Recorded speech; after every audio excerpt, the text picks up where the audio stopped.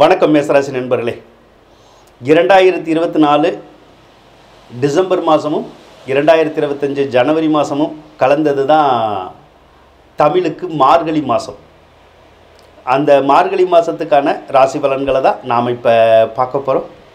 முதலாவதாக சுக்கிர பகவானை தான் பார்க்கலாம். சுக்கிரன் உங்களுடைய ராசிக்கு இப்போ நல்லா இருக்கார், ரொம்ப சிறப்பாக இருக்கார். அப்போ சுக்கிரனால் கிடைக்க வேண்டிய எல்லா நற்பலனுமே இந்த மார்கழி மாதத்தில் உங்களுக்கு கிடைக்குங்க. குறிப்பாக சுக்கிர பகவான் தான் உங்களுக்கு தனாதிபதி, அதாவது பணத்தை கொடுக்கக்கூடிய ஒரு கிரகம்.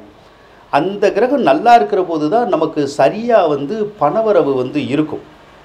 அப்போ இந்த மாதத்தில் சுக்கிர பகவான் சரியாக இருக்கான்னு கேட்டிங்கன்னா இருக்குது.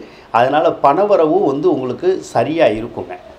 அதாவது ஏதாவது ஒரு விதத்தில் வருமானமும் வரும், உங்களுக்கு வரவேண்டிய பாக்கியும் வரும். அதே மாதிரி கடன் காட்சிகளை நீங்கள் அடைக்கணுன்னாலும் தாராளமாக அடைக்கலாங்க. குடும்பத்திலையும் மகிழ்ச்சி இருக்கும், சந்தோஷம் இருக்கும். அதே சுக்கிர பகவான் 11வது ராசிக்கு வேற மார்கழி 15ஆம் தேதி போயிடுவார். அதுக்கப்புறம் ஒரு சிலருக்கு திருமணமாகாதவங்களுக்கு அந்த திருமண பாக்கியம் கை கூட்டுறதுக்கான சந்தர்ப்பங்கள் இருக்கும். அதே நேரத்தில் ஒரு சில ஆண்களுக்கு மனைவியினாலேயும் ஒரு சில பெண்களுக்கு கணவன்னாலேயும் கூட ஏதாவது ஒரு கெட்ட பேர் வர்றதுக்கான சந்தர்ப்பம் இந்த மாதம் இருக்கும். அதனால் கொஞ்சம் கவனமாக இருக்கிறது நல்லதுங்க. சுக்கிர பகவான் 11வது ராசிக்கு போனதுக்கு அப்புறமாவே உங்களுக்கு ரொம்ப நல்லாயிருக்கும். ஏன்னா இந்த ஆடை ஆபரணம் சார்ந்த துறைகளில் இருக்கிறவங்களுக்கு, அதே மாதிரி கட்டடக்கலையில் இருக்கிறவங்களுக்கு, கலைத்துறையில் இருக்காங்கல்ல, சினிமா, நடனம், நாட்டியம் அப்படியெல்லாம் சின்ன திரையெல்லாம் இருக்காங்கல்ல, அவங்களுக்கெல்லாம் மிகுந்த யோகங்களை கொடுக்கும், நல்ல லாபங்களையும் கொடுக்கும். அந்த தொழிலில் அந்த தொழிலில் இருக்கிறவங்களுக்கு ஏதாவது இடைஞ்சல் இருந்தால் அந்த இடைஞ்சல்களை கூட அந்த சுக்கிர பகவான் விலக்கி விடுறதுக்கான சந்தர்ப்பங்கள் உங்களுக்கு இருக்குங்க. குரு பகவானை எடுத்துக்கிட்டாலும் உங்களுக்கு பாக்கியாதிபதியாகவும் வராரு, விரையாதிபதியாகவும் வருவார். 2வது ராசியில் தான் இருக்கார். பொதுவாக 12ஆம் அதிபதி 2வது இடத்துல இருக்கிற போது ஏதாவது வருமானமும் நமக்கு வரும், ஏதாவது ஒரு வகையில் காசு பணமும் கிடைக்கிறதுக்கான சந்தர்ப்பம் இருக்கும். அதே நேரத்தில் வரக்கூடிய பணம் ஏதாவது ஒரு வழியில் செலவழிகிறதுக்குடைய ஒரு சந்தர்ப்பமும் கொஞ்சம் இருக்கும். ஆனால் முதல்ல இருந்த அந்த கடுமையான தாக்கங்கள் இப்போ இருக்காது. ஏன்னா இப்போ படிப்படியாக கடன்கள் எல்லாம் அடையக்கூடிய காலம். அப்போ ஏதாவது ஒரு வகையில் கடன்கள்லாம் அடைஞ்சு நிம்மதி பெறதுக்கான சந்தர்ப்பங்கள் இருக்கும். அதே மாதிரி முதல்ல இருந்த அந்த கடன் காட்சி தொந்தரவு, பண தொந்தரவு இதெல்லாம் இப்போ குறைஞ்சிக்கிட்டே தான் இருக்குது. இனிமேலும் நல்லாவே குறையுங்க. குடும்ப சுபிட்சமாக இருக்கும். சொன்ன சொல்ல காப்பாற்றுறதுக்குடைய சந்தர்ப்பங்கள் உங்களுக்கு ஈஸியாக கிடைக்கும்.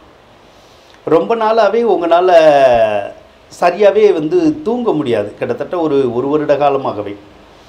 அதுக்கான காரணம் என்னென்னா ராகு தான். எல்லாத்தினாலையும் தூங்க முடியாதுன்னு சொல்ல முடியாது. நிறைய பேர் தசாபத்தி நல்லா இருக்கவங்க நல்லா தான் தூங்குவீங்க. ஒரு சிலருக்கு சரியாகவே தூக்கமே வராது. ஏன்னா ராகு 12ல் இருந்தால் அந்த தூக்க சுகத்தை உங்களுக்கு கரெக்டாக கொடுக்காது.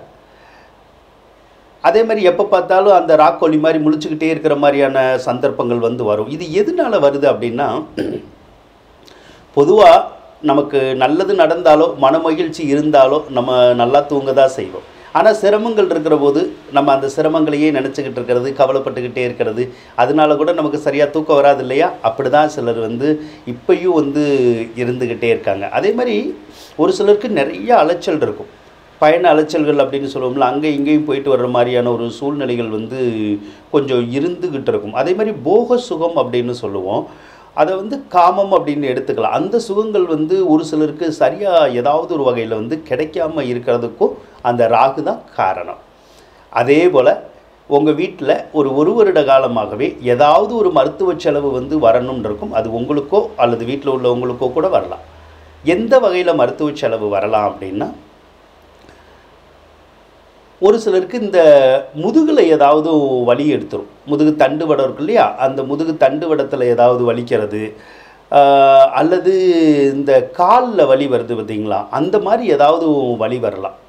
அல்லது எலும்பு சம்மந்தப்பட்ட தொந்தரவு ஏதோ ஒரு வகையில் வந்து நமக்கு அதனால வந்து மருத்துவ செலவுகளை கொடுக்கறதுக்குரிய சந்தர்ப்பத்தையும் அதே ராகு தான் வந்து உருவாக்கிக்கிட்டே இருக்கார்.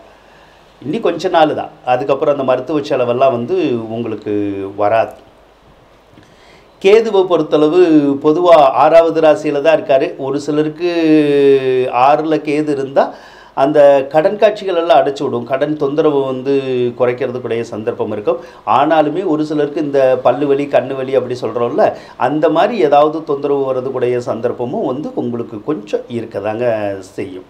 அதே மாதிரி புதனையும் எடுத்துக்கிட்டால் அப்படி தான். புதன் வந்து உங்களுக்கு 3-6 குடையவர் இல்லையா, அவர் அஷ்டமஸ்தானத்தில் தான் வந்து இந்த மாதம் வந்து சஞ்சரிச்சுக்கிட்டே இருக்கார்.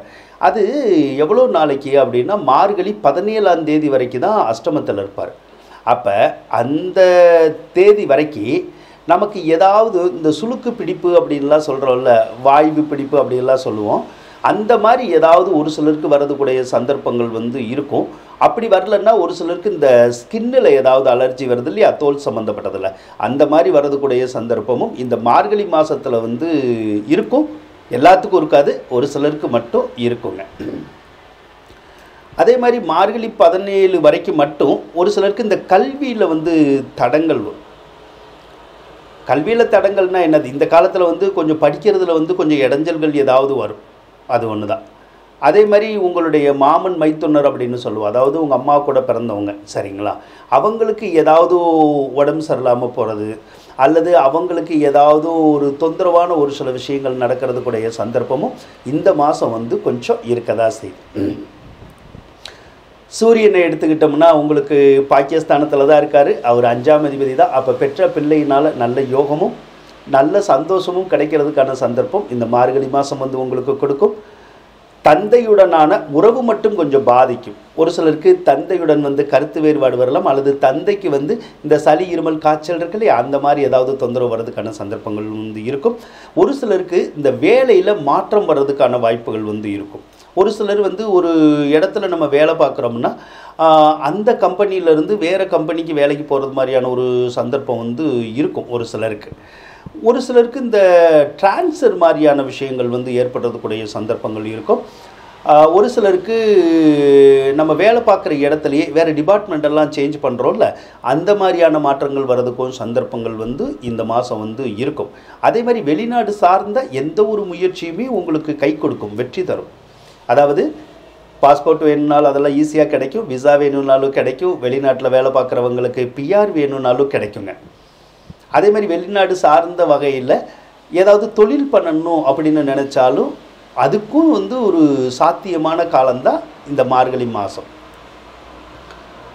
சனி பகவானை எடுத்துக்கிட்டோம் அப்படின்னா அவர் தான் உங்களுக்கு முக்கியமாகவே தொழில் ஸ்தானத்துக்கு அதிபதி. அவர் வந்து இந்த ராகுவோட தொடர்பில் வந்து இருக்கார். அப்படிங்கிற போது அதனால தான் சமீப காலமாக வந்து ஒரு சிலருக்கு அந்த செய்கிற தொழில் வந்து வேகமாக போக மாட்டேங்குது, ஏதாவது ஒரு வகையில் ஸ்டக் ஆகிற மாதிரியே நமக்கு தெரியுது, பெரிய லாபங்கள் வந்து கிடைக்க மாட்டேங்குது. அப்போ தொழில் வகையில் ஏதோ ஒரு போராட்டங்கள் வந்து இருந்துக்கிட்டே இருக்குது. அதே மாதிரி ஒரு சிலரெல்லாம் ஒரு தொழில் செய்கிறாங்க, அது கரெக்டாக வரலன்னு விட்டுறாங்க, மறுபடியும் இன்னொரு தொழில் செய்கிறாங்க, அதுவும் சரியில்லைன்னு விட்டுறாங்க. இப்படியே வந்து பல விஷயத்தில் வந்து ஈடுபடுறதுக்குடைய சந்தர்ப்பத்தை அந்த சனி தான் வந்து உருவாக்குறார். அப்போ தொழிலில் வந்து ஒரு நிலையற்ற தன்மையை அவர் தான் வந்து உருவாக்குறார்.